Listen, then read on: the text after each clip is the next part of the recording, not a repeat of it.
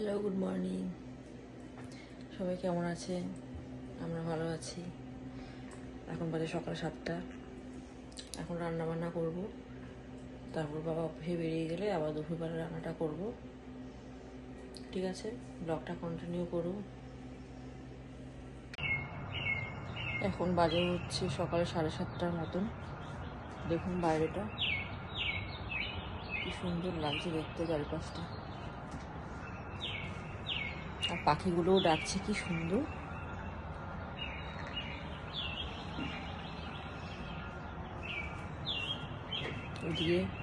ওইদিকের গাছগুলোতে পুরো ফুল ফুটে আছে চারিপাশটা। ওইদিকে গাছগুলোতে এই যে দেখাবো, ওখানে ওই পাশটা পুরোটা ফুল ফুটে আছে, ওই পাশে চারিপাশটা। রান্না বান্না হয়ে যাবে, তারপর চা টা খেয়ে একটু জিমে যাব। জিমে একটু হেঁটে এসে তারপর আবার রান্না বান্না বসাবো। দুপুরবেলা একটু মাছ রান্না করবো। বাইরেটা খুব ভালো লাগছে। আর শীতটা যখন শেষ হয়ে আসে না, গরমের যখন শুরু, সেই সময়টা কিন্তু ভোরবেলাটা মানে ভীষণ সুন্দর লাগে, ভীষণ সুন্দর লাগে। আমরা যখন বাড়িতে গেছিলাম, 8 সময় তরকারিটা হচ্ছে এখানে।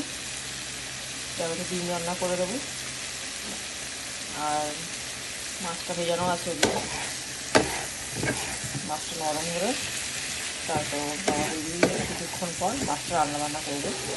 মাছ অফিসে নিয়ে যায় না, কারণ মাছের একটা গন্ধ আছে আসছে, তাই জন্য মাছটা নিয়ে যায় না।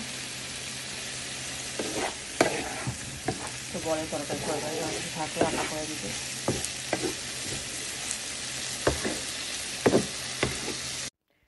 যে কথাটা বলতে গিয়ে থেমে গেলাম। আমরা যখন বাড়িতে গেছিলাম, মানে ইন্ডিয়া যখন গেছিলাম, মানে তখন আমরা ভোর 5টার সময় উঠে সবাই 4 জনেই সেই ছাদে চলে যেতাম। ছাদে গিয়ে ওই পাখি দেখতাম আর পাখিকে খাবার দিতাম। আর মানে ভোরবেলা যে মানে মানে এত বছর পর যে গেছি বাড়িতে, মানে কীরকম যেটা আনন্দ লাগছিল তখন। আর এত ভোরবেলা মানে নিজের দেশের বাড়িতে, মানে বহু বছর পর, মানে একটু অন্যরকম একটু ফিলিংস আনার জন্য আর কি, মানে আমরা সবাই আর কি এরকম ভোরবেলা করে উঠে পড়তাম। আর এরকম এই পাখির ডাক শুনতাম।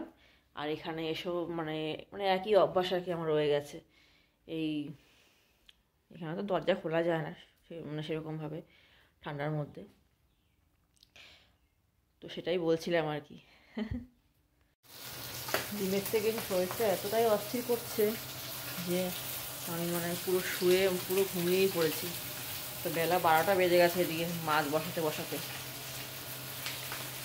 তো মাছটা রান্না হবে, তারপর স্নান করে পুজো দিয়ে খেয়ে নেবো। ব্লগটা কন্টিনিউ করো, ব্লগটা দেখো, লাইক কমেন্ট শেয়ার করে দিও। ঠিক আছে। সেদিন কোরিয়ান স্টোর থেকে একটা ভিয়েতনামি মাছ নিয়ে এসেছিলো, তো সেই মাছটাই আজকে রান্না করলাম। দেখুন একবার, দেখে মনে হচ্ছে আর মাছের মতো। কোরিয়ান স্টোরে এখানে এই মাছগুলো পাওয়া যায়। কি শাই মাছ না কি একটা নাম, বেশ মাছটার নামটা দেখে আমি বলবো।